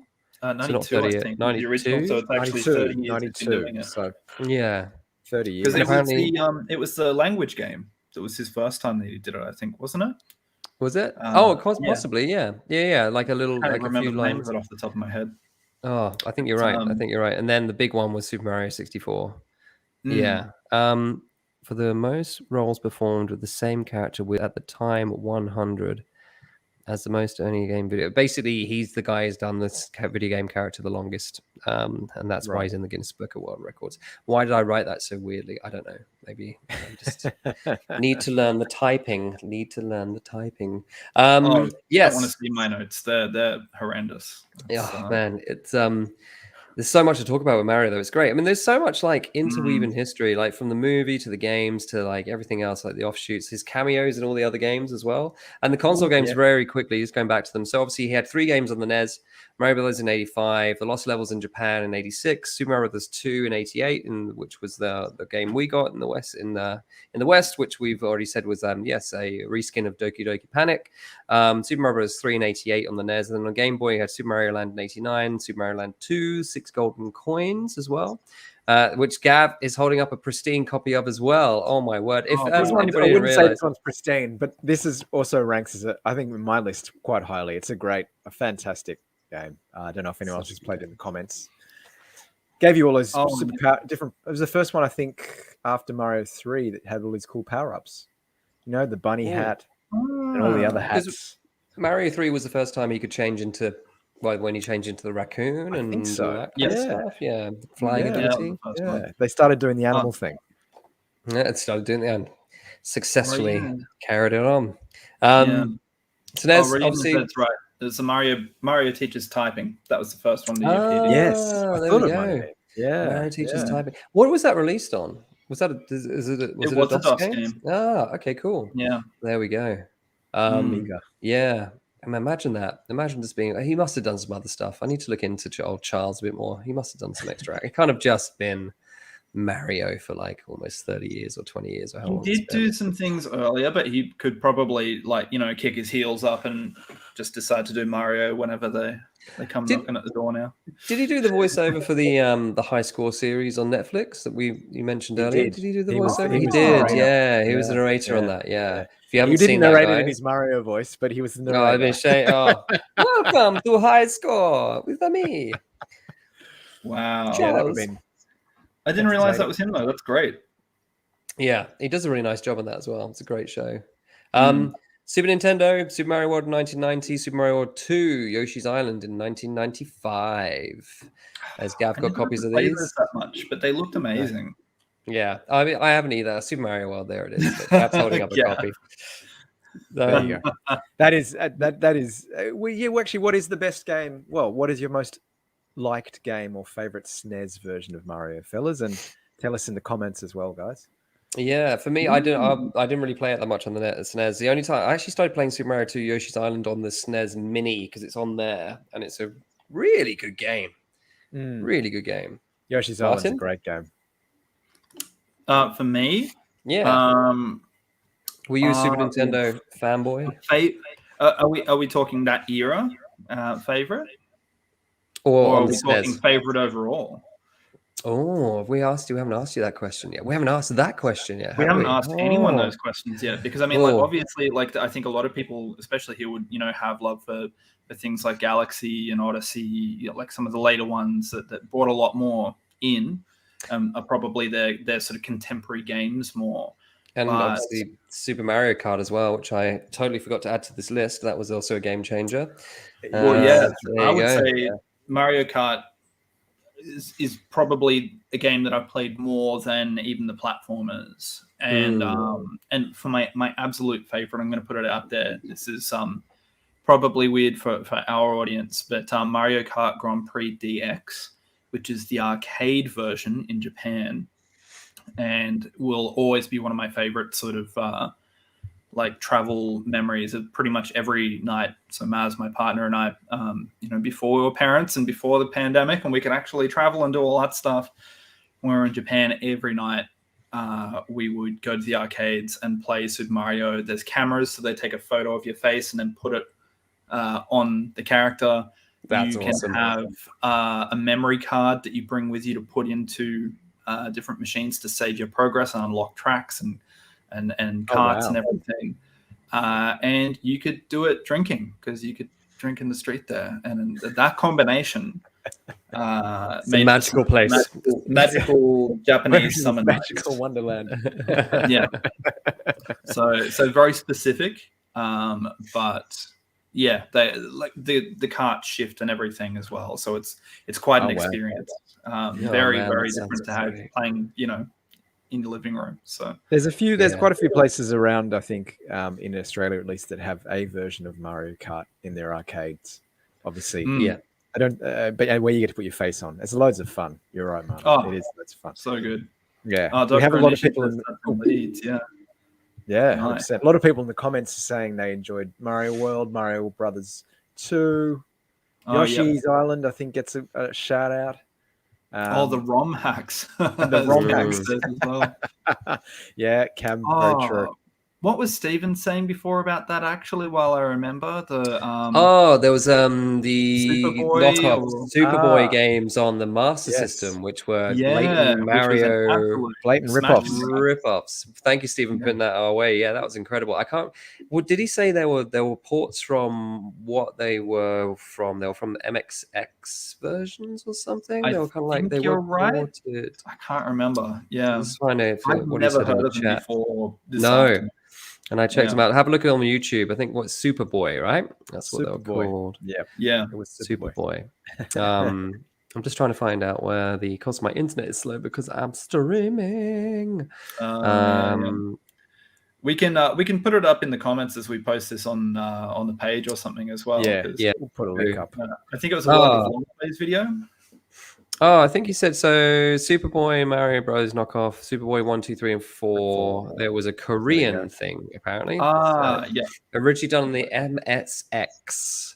So yeah, if you look out, type in Superboy for Master System, then prepare to have your mind blown because they are ridiculous. Thank you, Stephen, for putting that away. That's hilarious. Good tip off.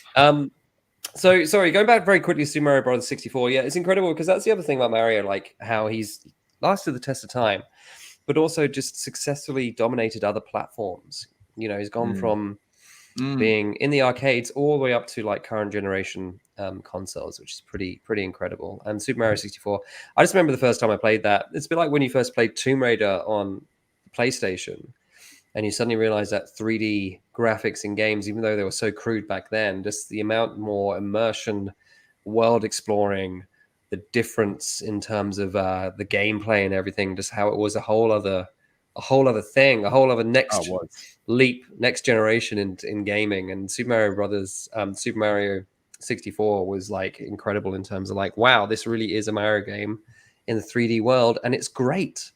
And it's so much fun, and it's mind blowing. And I love all the mechanisms, like especially the boss fights, like fighting these big bosses, like throwing the bomb off the top of the hill and stuff like that. The scope of it was so much fun, and the music and everything. Everything. The music when you're running around the castle selecting doors to go into is burned into my brain. I don't know about everyone else. Be there forever. That is definitely something, and we were talking about before we started tonight as well. But the music, even just in Mario, but for NES or Sega, but like the music behind the games, especially in the early days. Yeah, something I would definitely be keen to talk about because I've gone down the rabbit hole now. And I thought I'd mention some things. I'm not even going to do it in this episode now because there is too much. And I'm also a big fucking nerd when it comes to music stuff as well, as some of you in the comments may know. And there's like Japanese city pop influences, early electronic music influences with like Yellow Music Orchestra, Masayoshi Takanaka, like jazz fusion stuff, things that have maybe been questionably lifted from certain bands as well. But, you know, obviously it's such a huge part of the Mario games, you know, like you hear things and it's instantly recognizable. And we're thinking from that older days perspective, but even now, how they've kind of kept that and then developed it as well is just amazing, you know. Cameron Lamb here could talk about that quite a lot at length, and certainly has a fair bit of experience there. In fact, that would be there you go.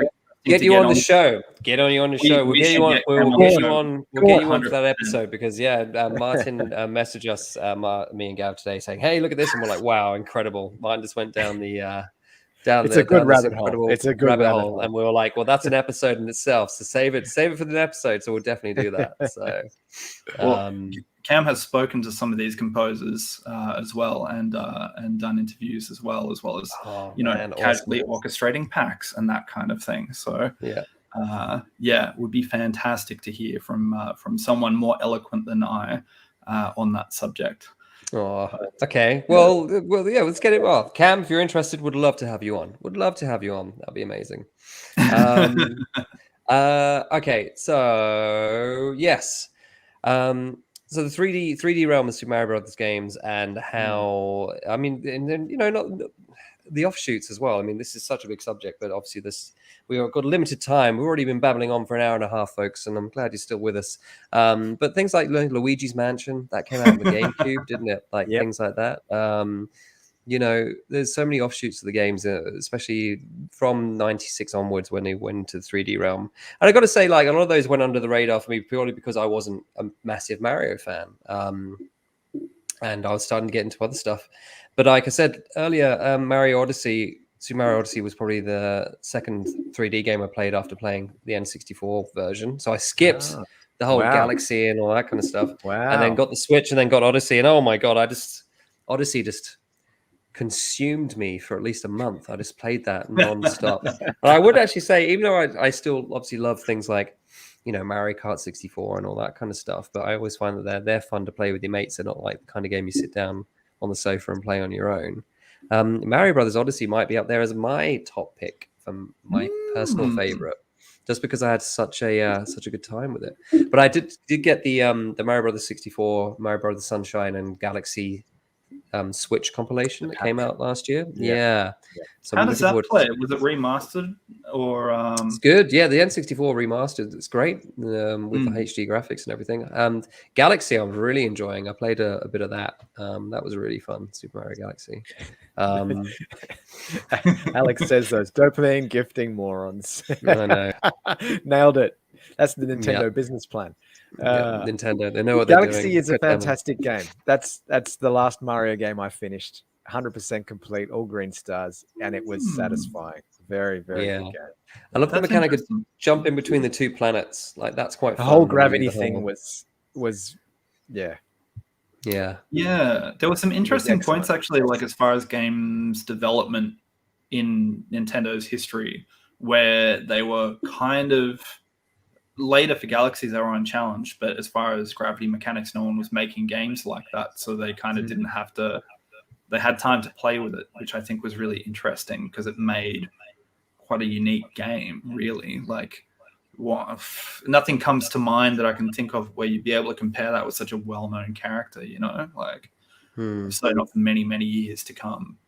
It's kind of cool seeing those big jumps where it's like so much on the surface, obviously, as far as the characters and the cartoonishness and that accessibility, I guess, to every age group.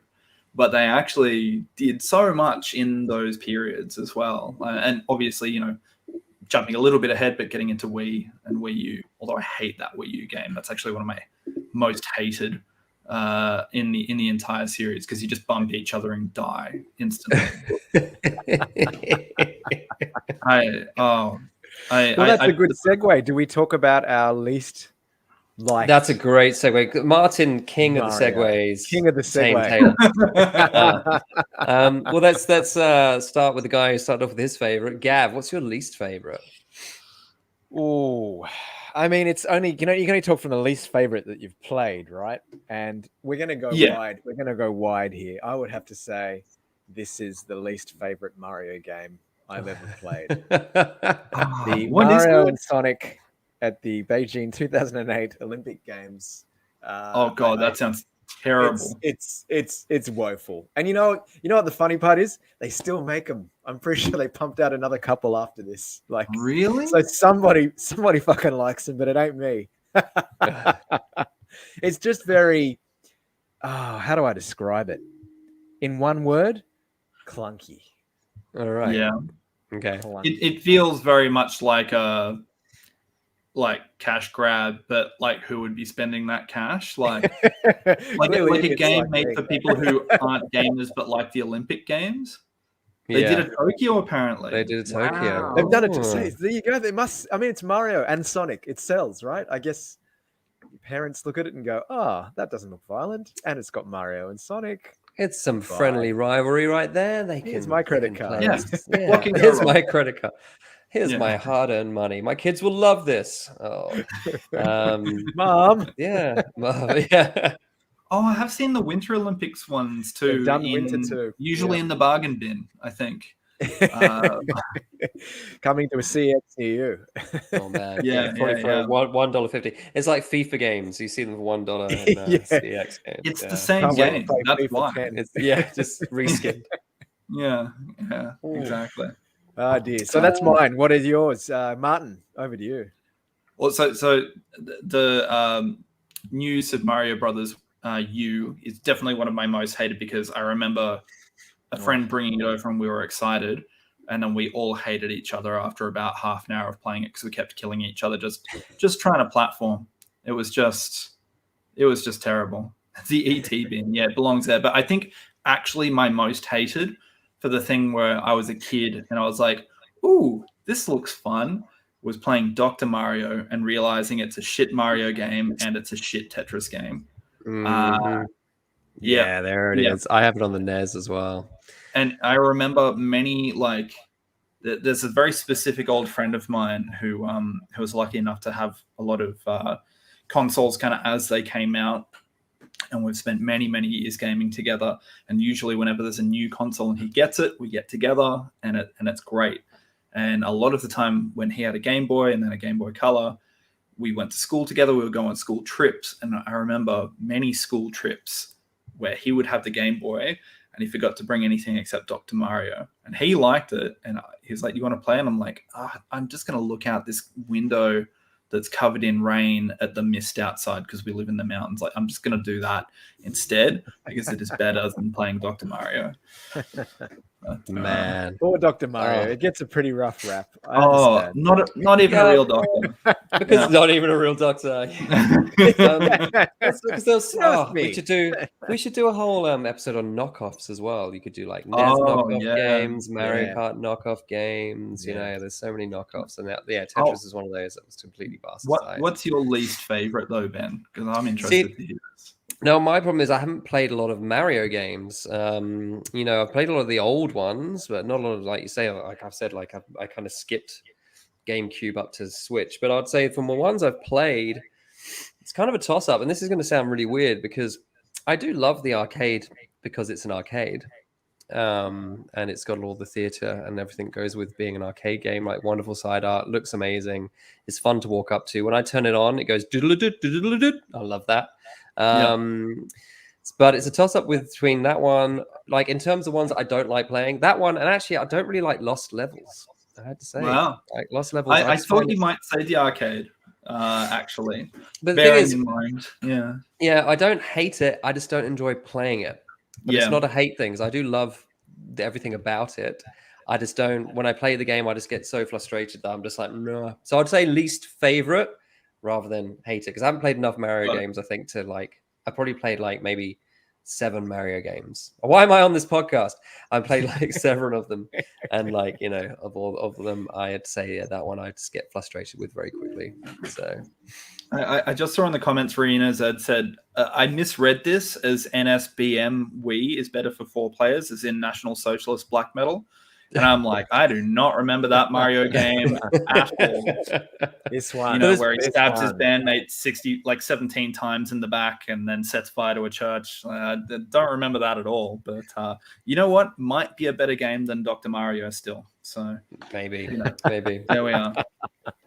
All right. So, I mean, there's not a lot more else. I mean, there's obviously we could probably find a ton of different things to talk about and go on tangents. But I think coming in at 1 hour 40, this might be a good point for us to kind of go just do a little bit of a wrap up on our friend Mario.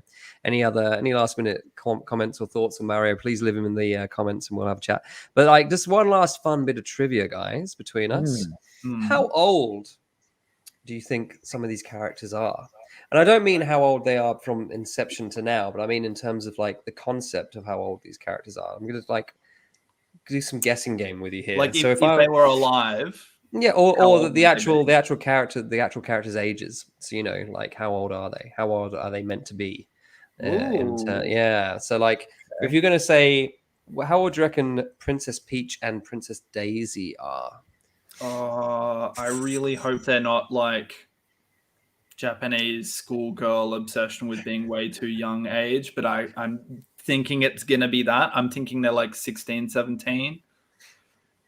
Do you have the actual answers, Ben? Or I do have the actual answer. Yeah, I do have the actual answer here. I'm gonna say they're both 21.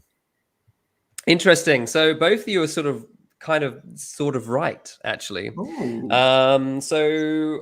Princess Peach has obviously been one of the most notable heroines in the video games, and obviously she has a cousin, Princess Daisy, so they're considered to be sort of similar sort of age. When she first appeared in Super Mario Brothers in 1985, she was only 15. Oh, wow. Yeah. Okay. So, and now, though, it's thought that her character is meant to be around the age of 25. Wow. So there you go. So the original Mario Brothers. Yeah, so she's been slowly kind of changing with the times, shall we say. Okay, so same question goes for Mario and Luigi. How old are those guys? I think Mario's got to be at least 45. I think he's going to be older, and I think it's going to be a weird, creepy Japanese age gap thing. Now that I'm thinking, I've never thought about this before, but I'm sticking with it. I'm sure that's what it is. Yeah, I'll run with Martin's theory on this one. Yeah. Okay. So, despite the franchise almost being 40 years old, Mario and Luigi are said to be somewhere in their mid-20s. Oh, okay. Yeah, around the age of 24, 25. I mean, like, you know, you can grow a really good bushy tash when you're 24, 25, right? Sure. Maybe I was thinking too much of The Italian Landlord. Yeah, maybe. Hey, where's my money? I don't know. So apparently this places them at a not insignificant age gap between their in-game love interests if they are 25. So there you go. Oh wow! Turning up to a high school in the old plumber's car, you know, ready to lay down some pipe. Really horrendous. Now we think about it. Oh man. We don't. So there we are. We don't have an age for the for the Coopers or anything. No, I don't. Unfortunately, I couldn't find that bit of trivia. One would presume though, if we're going to talk about it, Wario must be in his like 40s, right? He's got to be old-ish. He's got to be older. You know what I mean? And yeah, he's old and bitter, right? That's how it works. He's old and bitter. Oh, you young 25-year-olds out there, you take away the love of the ladies. Oh. You know, if he's kind of like a weird dragon turtle, I imagine hundreds of years old, I reckon, definitely for Bowser. Oh, for Bowser, yeah. Bowser, yeah. Hey, I'm quite excited about Jack Black doing his voice in the cartoon, I got to say. I think that's actually good casting, Jack Black playing Bowser. Really yeah, it'd be good. Yeah. I imagine if Jack Black gets out of the shower, he looks like Bowser. Like, he's like with more body hair. Definitely. Yeah, he's definitely got the resemblance, that's for sure. He's got the body shape. Maybe they're gonna do like mocap. Polish my shell. Yeah. What's the bet? Let's place bets now that they'll make the character sing in the film because they've got Jack Black, and if there is musical numbers in it, they'll probably put a rocky element to Bowser. I'm placing that bet now. That'll be something that happens. Consider it done. We're talking, I see a lot of talk in the comments about Mario adult films, and one of my favorite. I might have told you two this before, but it may have been after we were deep in our pots. A friend of mine, Sekers, every time he does pub trivia, his team name is Bongy Dong and the Statutory Ape, and I think that is got to be 100%. The best Mario Brothers porn title ever. Oh my word! It's very creative. That's rolls off the tongue. The preemptive swear jar. Yeah, no, you knew what was coming, Cam. Oh man, that's so good. Oh man, and ending on that note, how about that? That's talking about the legacy, the legacy of the Mario character, adult movies. We have definitely covered the entire spectrum of what there is out there for Super Mario and his various formats that you can enjoy. So there we are. I think that's I think we've covered enough stuff. I think we've covered a broad variety of Mario. Mario-related stuff. I think a lot more than many of us thought. Yeah. I think that was great. Even going into it. So we are. I don't know if so. Next Monday is Valentine's Day, and I haven't really thought of that. So I'm hoping that my wife will let me do a podcast on the Monday night of Valentine's night. We'll have to see. I don't know who will then be able to join me on Valentine's night, but if we do an episode next week, which I'm hoping we do, because I'd like to keep the schedule. If you put the schedule down, it's always nice to kind of follow it and do a cast every Monday. We need to think about what the next episode is. I guess we'll take in some of the. We'll go through the comments here, I reckon, because there's quite a few. And I mean, there's always a chance, so we can make it a Tuesday if need be or something anyway. True. Unfortunately, I am working at the bar on Tuesdays. Oh, of course. Yeah. And actually, we have how did I forget? We have our Valentine's night on Tuesday at the bar. Sorry, everybody. I should have pimped that as well. Yeah. So this Tuesday night, because we're not open Mondays, on Tuesday night next week, it's free play arcade. So all the games will be on free play for Valentine's. So come in and play some games on us. Apart from the pinball, unfortunately, they're not on free play, but all the arcade games will be. So bring your boyfriend, bring your girlfriend, bring your partner, bring your booty call, whatever. Come down and play some games and have a good time with us on Tuesday next week. But yeah, comments. So yeah, next week. I mean, I was tempted to. I'm going to write these down. When we finish the podcast, I will write down everybody's suggestions, and we will undoubtedly get through all of these as the life of this podcast continues. And I will see. We'll have a vote on like after we've wrapped up. We'll have a vote on some of your suggestions. But another thing related to the bar that recently happened, literally this Saturday, is that we got one of our new games in. We have a new game on the floor at 89. That game is Altered Beast. We have an original Altered Beast arcade on the floor of the arcade, which is very exciting. I'm sure some of you guys have played it on the Mega Drive and probably thought that it came from the Mega Drive. No, it is a port of the original arcade game, the Mega Drive version. So it is working hard as well. It's brutal. Yeah, it's on free play at the moment as well. Because it literally came from, I bought it from a really nice guy who I've forgotten his name. I'm so sorry because I've got a really bad memory. Lovely guy who actually I bought a couple of other bits and pieces from, which we'll be slowly bringing into the arcade. And it needs a coin mech and stuff, so I've just stuck it on free play. It's next to the bar. But I don't know whether that's a good subject to talk about for the next pod, because then it's something that we've got going on. I'll throw that out there. You got some PCBs up your sleeve, that's for sure. I do have some PCBs up my sleeve. Yeah. I've got a new old game. We've got a new old game that's now at the bar. Did you play that on Friday, Martin? The Twin which one? Shark. The Twin Shark. Yeah, Twin Shark. Not the same. What do you think? I loved it. It's for those of you who might not know, it's a classic flight shooter, vertical shooter screen setup. It's got some slightly different mechanics to some of the ones you might be familiar with. So you've got the on death, you go back in the level a little bit so you can power up again, which some people like, some people don't. But it's different to Raiden, for example. I think it flows really well. It plays really nicely on the Astro City for sure. And Stephen and Tom and I slammed down some coins into that thing to play. It was really, really good. And I want to go back and play more. So check that out in the back room in the old Tokyo Alley as well if you're in the bar. I'm yet to play it. This is a sad thing about, operating an arcade bar. Sometimes you don't get to play the games as much as you'd like, but it looks good. Though. I know. I know. I'm such a dickhead. Sorry, guys. So like Martin said, we got this great vertical shooter called Twin Tiger Shark, not the same. And essentially, this is a new game. It only was made last year. It was a Kickstarter. This guy, basically, it's a love letter to, I think, games like Twin Tiger Shark and virtual shooters, but it is brand new. But it's a brand new on classic hardware. So it's an old school PCB in an arcade, but it's a new game. So come and have a go on that as well. Really good fun.